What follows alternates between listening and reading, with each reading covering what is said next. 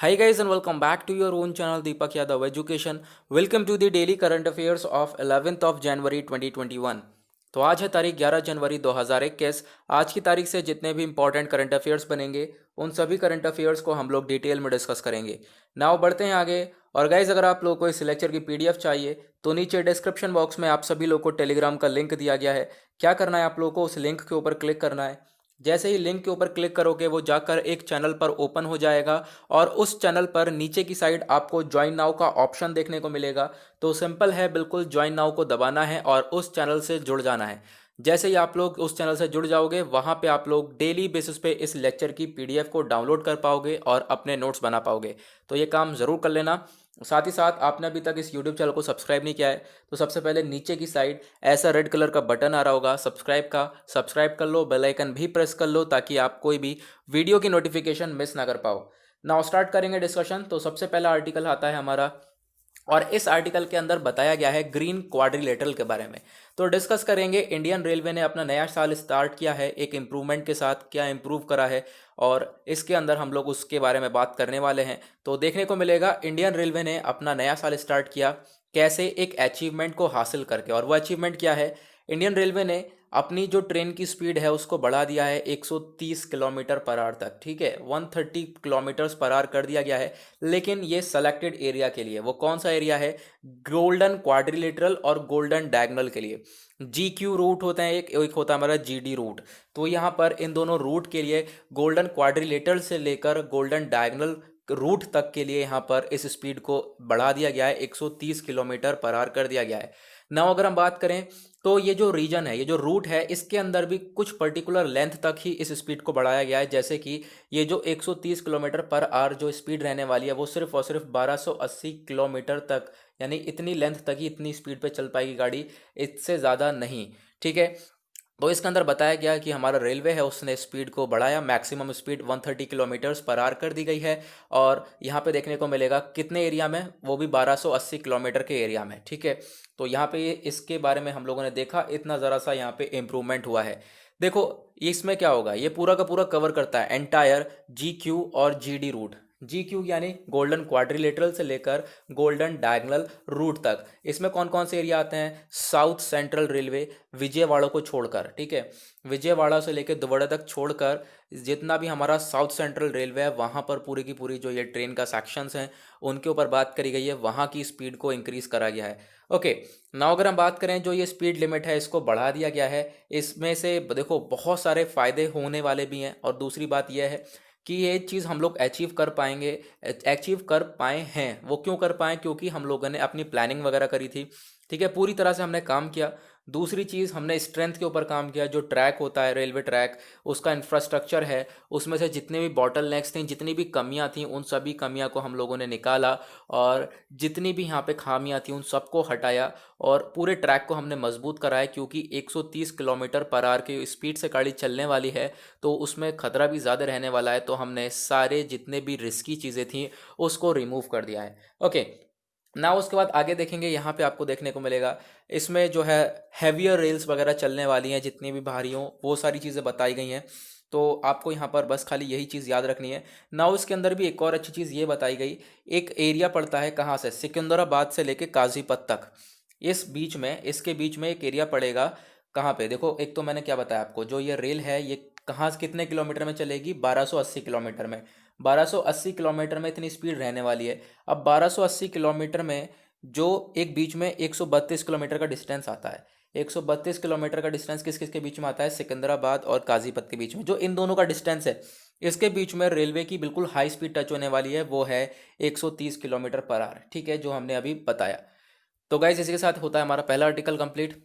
इसके अंदर कुछ भी नहीं था, ज़्यादा कंफ्यूजन मत पालना। रेलवे ने थोड़ा सा अपना स्पीड बढ़ाया है लेकिन कुछ पर्टिकुलर रीजन में, सभी जगह पर नहीं, कुछ पर्टिकुलर रीजन में। ठीक है, साउथ वाले साइड में। ठीक है, और ये चीज़ याद रखनी है आपको विजयवाड़ा को छोड़कर। अब सेकंड आर्टिकल में यहाँ पर बताया गया है लिंक प्रोजेक्ट के बारे में। तो केन बेटवा लिंक प्रोजेक्ट इसका नाम है। तो यूनियन जल शक्ति मिनिस्टर जो है हमारे, जिनका नाम है गजेंद्र सिंह शेखावत, इन्होंने पूरी तरह से इस प्रोजेक्ट को रिव्यू कर लिया है। अब ये प्रोजेक्ट है क्या, मध्य प्रदेश उत्तर प्रदेश के बीच में जो है इसको लेकर डिस्प्यूट चलता रहता है, तो हम इसको डिस्कस करने वाले हैं। सबसे पहले अगर हम देखें तो जो सरकारें हैं मध्य प्रदेश और उत्तर प्रदेश की, आपस में इन्होंने एग्रीमेंट किया था इस प्रोजेक्ट को लेकर। मैं अभी आपको इसके बारे में बताऊंगा ये प्रोजेक्ट है क्या बेसिकली, लेकिन उससे पहले हम जान लेते हैं ये पर्टिकुलर न्यूज़ है किस चीज़ के बारे में। तो देखो, ये जो प्रोजेक्ट है इसके बारे में डिस्कशन लगातार चल रहा है, पिछले 15 सालों से लगातार डिस्कशन चल रहा है। कोई क्लैरिफिकेशन अभी तक निकल कर नहीं आ पाई है। ठीक है, तो ज़रूरत है हमें कि इसकी पीछे हम लोग एक क्लैरिफिकेशन लेकर आएँ, एक सोल्यूशन लेकर आएँ। ठीक है, नेक्स्ट जो अगर हम बात करें इस प्रोजेक्ट के बारे में, तो इस प्रोजेक्ट का जो मेन मकसद है वो है सरप्लस वाटर को ट्रांसफ़र करना। सरप्लस यानी एक्स्ट्रा जो वाटर होगा उसको ट्रांसफ़र करना केन रिवर से, यानी मध्य प्रदेश के अंदर एक नदी है केन रिवर। केन रिवर से बेटवा रिवर तक यहाँ पे यूपी के अंदर इस सरप्लस वाटर को ट्रांसफ़र करने का काम है। ठीक है, यानी मध्य प्रदेश से जो सरप्लस वाटर जनरेट हो रहा है उसको बेटवा तक ट्रांसफ़र कर दिया जाए, उत्तर प्रदेश तक, उत्तर प्रदेश को दे दिया जाए। ये प्रोजेक्ट बनाया गया था। ठीक है, इस प्रोजेक्ट को लेकर बात करी जा रही है। नाउ ये जो सरप्लस वाटर है जो उत्तर प्रदेश में दिया जाएगा, इससे क्या काम करा जाएगा, इससे सिंचाई करी जाएगी। ठीक है, इरिगेट करा जाएगा। जो बुंदेलखंड का रीजन है, जो सूखा पड़ा हुआ रीजन है, उस पर सिंचाई करी जाएगी पानी से। ठीक है, इसी वजह से इस प्रोजेक्ट का नाम है केन बेटवा लिंक प्रोजेक्ट। केन यानी कि केन नदी से बेटवा नदी तक इस पानी को ट्रांसफ़र करना। केन नदी कहाँ पर है, मध्य प्रदेश में। बेटवा नदी कहाँ पर है, उत्तर प्रदेश में। ओके, आप लोगों को मैप में भी दिख जाएगा, सिंपल। और इसके बाद आगे बढ़ेंगे तो यहाँ पे आप लोग को देखने को मिलेगा जो ये केन बेटवा रिवर लिंक प्रोजेक्ट है, ये बहुत ज़्यादा बेनिफिट पहुँचाने वाला है। अगर हम बात करें मध्य प्रदेश में, साथ ही साथ यूपी के अंदर भी बहुत सारे सूखा पड़ा हुआ एरिया को पानी मिलेगा, इरिगेशन सिंचाई वगैरह देखने को मिलेगी। साथ ही साथ लोगों को पीने को भी पानी मिलने वाला है। नाउ यहाँ पर बताया गया ये जो प्रोजेक्ट है इसके अंदर 31 रिवर इंटरलिंकिंग है। There are 31 rivers interlinking, sorry 31, ये जो प्रोजेक्ट है इसके अंदर नहीं, यहाँ पर अलग से भी 31 इंटरलिंकिंग प्रोजेक्ट्स हैं जो कि प्लान करे गए हैं कंट्री के अंदर। ठीक है, जिसमें से जो केन और बेटवा प्रोजेक्ट है वो पहला प्रोजेक्ट है जो कि एडवांस लेवल पर पहुंचा है। ठीक है, ये केन और बेतवा प्रोजेक्ट की तरह ऐसे 31 प्रोजेक्ट हैं हमारी, अगर हम बात करें हमारे कंट्री के अंदर। ठीक है, तो उसमें से जो मेन प्रोजेक्ट है वो यही है और इसके ऊपर हमने काफ़ी ज़्यादा प्लानिंग भी करी है। नाउ नेक्स्ट आर्टिकल की तरफ बढ़ते हैं। यहाँ पे बात आती है एरी सिल्क के बारे में। तो जो आसाम की सरकार है, आसाम गवर्नमेंट ने तय किया है कि वो खादी शर्ट या फिर एरी वाले शॉल होंगे, एरी स्टोल होते हैं, ये सब प्रोवाइड कराया जाएगा ग्रेड 4 एम्प्लॉयज़ को। ठीक है, जो भी ग्रेड 4 में आते हैं, ग्रेड 4 कैटेगरी के अंदर जो भी एम्प्लॉयज़ आते हैं उनको ये शॉल, खादी की शर्ट और स्टॉल वगैरह प्रोवाइड करवाया जाएगा। क्यों? ताकि हम लोग जो महात्मा गांधी जी हैं उनका एक मूवमेंट था खादी, उसको हम श्रद्धांजलि दे सकें और उनका जो मूवमेंट है उसको हम बढ़ा सकें। महात्मा गांधी जी को श्रद्धांजलि दे सकें और उनके मूवमेंट को बढ़ा सकें आगे। इस वजह से हम लोग यहाँ पे ये काम कर रहे हैं, असम गवर्नमेंट ये काम कर रही है। नाउ अब आपसे क्वेश्चन जो है एरी सिल्क के बारे में बन सकता है, क्योंकि रिसेंटली ये न्यूज़ के अंदर है। तो जो एरी सिल्क है ये कहाँ से आता है? कैटरपिलर से। ठीक है, कैटरपिलर जो कि कहाँ पे मिलता है? नॉर्थ ईस्ट इंडिया में, या फिर चाइना के कुछ पार्ट्स में, या फिर जापान में। ठीक है, चाइना वाले तो खा ही जाते होंगे तो कुछ चाइना के कुछ पार्ट्स में, चाइना में कहीं कहीं पर ये मिलता है, जापान में कहीं कहीं पर मिलता है ये caterpillar.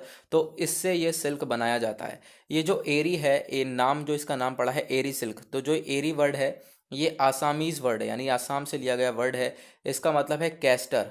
As the silk worm feeds on castor plant, यानी कि जो एक सिल्क वॉर्म होता है, ठीक है, जिससे हम लोग सिल्क निकालते हैं। ठीक है, तो ऐसा एक वॉर्म होता है सिल्क वॉर्म, जिससे हम लोग सिल्क बनाते हैं। तो उस वो जो एक प्लांट के ऊपर, मतलब एक प्लांट को खाता है, उसका नाम है कैस्टर प्लांट। तो उसी के नाम पर ये एरी रखा गया है, तो आपको याद रखना है। एरी सिल्क की अगर हम बात करें, एरी सिल्क को इंडिया के अंदर एंडी या फिर एरेंडी भी बोला जाता है। ओके, ना उसके बाद अगर हम आगे बढ़ेंगे तो यहाँ पे बात करी जा रही है थोड़ा सा सिल्क के बारे में। और यहाँ पे आपको इतना पढ़ना ज़रूरी है नहीं, मेन चीज़ आपको सिल्क के बारे में कहाँ पे पाया जाता है और कहाँ कहाँ पर मेन एग्जैक्टली इसका क्या नाम है, इंडिया के अंदर क्या बुलाया जाता है इसको, ये चीज़ मेन थी, तो हमने वो चीज़ कवर कर ली। नाउ नेक्स्ट आर्टिकल की तरफ बढ़ेंगे और इस आर्टिकल के अंदर बताया गया है चेरी ब्लॉसम के बारे में। और इस आर्टिकल का हमने आज का थंबनेल भी बनाया। तो जो चेरी ब्लॉसम माओ फेस्टिवल है, मणिपुर के अंदर चेरी ब्लॉसम माओ फेस्टिवल अभी यहाँ पर मनाया गया। कहाँ पर? सेनापति डिस्ट्रिक्ट के अंदर। और ये क्यों मनाया जाता है? क्योंकि जो पिंक सीज़न है वो आने वाला है। पिंक सीज़न जो है वो स्टार्ट हो चुका है। इसमें आप देख सकते हो कितना ज़्यादा पिंकिश कलर देखने को मिलेगा, पिंकिश पेड़ जो है वो पिंकिश हो चुके हैं। ठीक है, तो यहाँ पे सेनापति डिस्ट्रिक्ट में इस फेस्टिवल को मनाया गया। नाउ यहाँ पे बात करी गई है चेरी ब्लॉसम के बारे में। तो ये जो माओ एरिया है सेनापति डिस्ट्रिक्ट में, सेनापति डिस्ट्रिक्ट कहाँ पर है? मणिपुर के अंदर। वहाँ पे एक माओ एरिया पड़ता है। ठीक है, तो वो मेन एरिया जो है वो चेरी ब्लॉसम के लिए जाना जाता है। एक चेरी ब्लॉसम एक ऐसा प्लांट है जिसको अगर हम बात करें जापान के अंदर सकुरा बोला जाता है। मणिपुर गवर्नमेंट ने स्टार्ट किया इस फेस्टिवल को ऑर्गेनाइज करना, यानी ये जो आप कह सकते हो ब्लॉसम वाला फेस्टिवल है, चेरी ब्लॉसम का जो फेस्टिवल है, त्यौहार है, ये पहले नहीं मनाया जाता था। लेकिन जो मणिपुर सरकार है इसने 2017 से ही इसको मनाना स्टार्ट किया। अब जो ये फेस्टिवल के फीचर्स हैं वो क्या क्या है भाई, लैंडस्केप जो उभर के आता है ना, इतना शानदार आप लोगों को देखने को मिलेगा, कितना सुंदर जो ये लैंडस्केप बनकर आया है। ठीक है, तो पिक्चर्स की जो पिक्चर्स की लैंडस्केप है माउ टाउन का, वो बहुत ही सुंदर निकल कर आ जाता है। ठीक है, अगर हम बात करें चेरी ब्लॉसम के बारे में, तो चेरी ब्लॉसम एक फूल है, एक फ्लावर है बहुत सारे ट्रीज का, बहुत सारे ट्रीज जो कि जीनस प्रूनस जिन्हें बोलते हैं, तो जीनस प्रूनस ट्रीज से चेरी ब्लॉसम निकल कर आते हैं। तो ये जो प्रूनस सेरासोइडिस प्लांट है, इसको हम लोग वाइल्ड हिमालयन चेरी भी बोलते हैं, इंडियन वाइल्ड चेरी बोलते हैं, सौर चेरी बोलते हैं, और अगर हम बात करें हिंदी के अंदर इसे पदम पज्जा और पद्म कश्ता भी बोला जाता है। तो आप ये चीज़ याद रख सकते हो क्योंकि यहाँ से क्वेश्चन बनने के बहुत पूरे पूरे चांसेस हैं। ओके, नाउ नेक्स्ट आर्टिकल की तरफ बढ़ेंगे। यहाँ पे जो अगला आर्टिकल है वो है नेशनल यूथ पार्लियामेंट फेस्टिवल 2021 के बारे में। तो जो प्राइम मिनिस्टर नरेंद्र मोदी जी हैं, इन्होंने ये एड्रेस करने वाले हैं कौन सा festival, national youth parliament festival, और ये कब मनाने वाले हैं, जनवरी 12 2021, 12 जनवरी, यानी कि आप कह सकते हो कल के दिन ये फेस्टिवल मनाया जाएगा, क्योंकि आज 11 है, कल 12 को इस फेस्टिवल को मनाया जाने वाला है। नाउ बात करें जो ये फेस्टिवल है, ये ऑर्गेनाइज कह सकते हो आप करा जाता है 12 जनवरी को। क्यों 12 जनवरी को क्यों करा जाता है, क्योंकि इसके पीछे एक रीज़न है, क्योंकि 12 जनवरी को होता है नेशनल यूथ डे। ठीक है, तो अब नेशनल यूथ डे को हमारा इस फेस्टिवल को मनाने का तात्पर्य यह है कि जो यंग एज वाले लोग हैं 18 से 25 साल के, उन्हें हम लोग इंगेज कर सकें पब्लिक इश्यूज़ में, यानी कि जो आज के टाइम पर बहुत सारे इश्यूज़ देखने को मिलते हैं, तो हम क्या कर सकें, जो जवान लोग हैं, एज ग्रुप है 18 से 25 साल के लोग हैं, हम उन्हें उन चीज़ के अंदर इंगेज कर सकें, ताकि जो कॉमन मैन है भाई वो आज के टाइम पर लोगों की प्रॉब्लम समझ सके, जो पब्लिक इश्यूज़ हैं आज के टाइम पर जितनी भी प्रॉब्लम्स हैं उन सबको समझ सके, अच्छी तरीके से अपना पॉइंट ऑफ व्यू को जनरेट कर सके, अंडरस्टैंडिंग पावर बढ़ा सके, इसलिए हम लोग इस फेस्टिवल को मनाने वाले हैं। दूसरी चीज़ क्या है, जो first national youth parliament festival हुआ था, ये हुआ था जनवरी से लेकर फरवरी में, जनवरी टू फरवरी 2019 की बात है। ठीक है, तो पहला फेस्टिवल कब मनाया गया था, जनवरी फरवरी में। नाउ यहाँ पे जो नेशनल यूथ डे है इसको सेलिब्रेट करा जाता है 12 जनवरी को, और 12 जनवरी को क्या होता है, स्वामी विवेकानंद जी का बर्थडे। 1984 में जो गवर्नमेंट ऑफ इंडिया है इसने डिक्लेयर करा था ये इस दिन को एज आ नेशनल यूथ डे। ठीक है, सिंस 1985 जो है हम लोग इस इवेंट को सेलिब्रेट कर रहे हैं इंडिया के अंदर हर साल, आप कह सकते हो 1985 से हम लोग इस इवेंट को सेलिब्रेट कर रहे हैं। ओके, नाउ यहाँ पे ये चीज़ आप लोगों को याद रखनी है कि नेशनल यूथ डे को हम कब से सेलिब्रेट कर रहे हैं, 1985 से। ओके, नाउ यहाँ पे एक चीज़ ध्यान रखना, यहाँ पे जो ये है ये नेशनल यूथ पार्लियामेंट ये फेस्टिवल है जो हम मना रहे हैं, ये 2019 में पहला मनाया गया था, लेकिन ये नेशनल यूथ डे है जो हम 1985 से हम लोग सेलिब्रेट कर रहे हैं। ओके, नाउ नेक्स्ट आर्टिकल की तरफ बढ़ेंगे। यहाँ पे कलिंग बर्ड लिखा है, क्योंकि आज के टाइम पर क्या हो रहा है, बर्ड फ्लू ज़्यादा फैलता हुआ हम लोग को देखने को मिल रहा है। तो देखो हरियाणा के अंदर बर्ड फ्लू फैला था, तो हरियाणा सरकार ने डिसाइड करा कि जितने भी जो डक हैं, बत्तख हैं, चिकन्स हैं, ठीक है, केरला के अंदर, केरला ने क्या डिसाइड करा, पहले मैं आपको केरला का बताता हूँ। केरला सरकार ने डिसाइड करा जितने भी बत्तख हैं, चिकन हैं, इन सबको मार दिया जाए। क्यों, क्योंकि बर्ड फ्लू फैलता हुआ देखने को मिला, जिसमें भी यहाँ पे इन्फेक्शन देखने को मिलता है उस बर्ड को, उस पोल्ट्री बर्ड को मार दिया जाए। तो ऐसे ही हरियाणा गवर्नमेंट में भी डिसाइड किया। तो हरियाणा गवर्नमेंट क्या बोलता है, इसने भी डिसाइड किया जितने भी पोल्ट्री बर्ड्स हैं उनको ये मार डालेंगे बरवाला में। ठीक है, क्यों, क्योंकि उनमें एवियन इन्फ्लुएंजा टेस्टिंग देखने को मिल रही है, यानी एवियन इन्फ्लुएंजा यानी बर्ड फ्लू देखने को मिल रहा है। अब इनको मारना क्यों ज़रूरी है, देखो इन्हें सही करते करते क्या होगा, इंसानों में फैलने लगेगा, इंसानों में फैलने लगेगा तो ज़्यादा सिचुएशन ख़राब हो जाएगी। तो इसको, इन बर्ड्स को मारने के लिए यहाँ पर सरकार का ऑर्डर रहेगा। तो यहाँ पे आपको देखने को मिलेगा जितने भी डोमेस्टिक पोल्ट्री बर्ड्स हैं इनको मार दिया जाएगा, जैसे कि चिकन हो, डक हो, ताकि जो बर्ड फ्लू है इसको हम लोग कम कर सकें। तो इसी पूरी डेफिनेशन को जो है कलिंग बोलते हैं।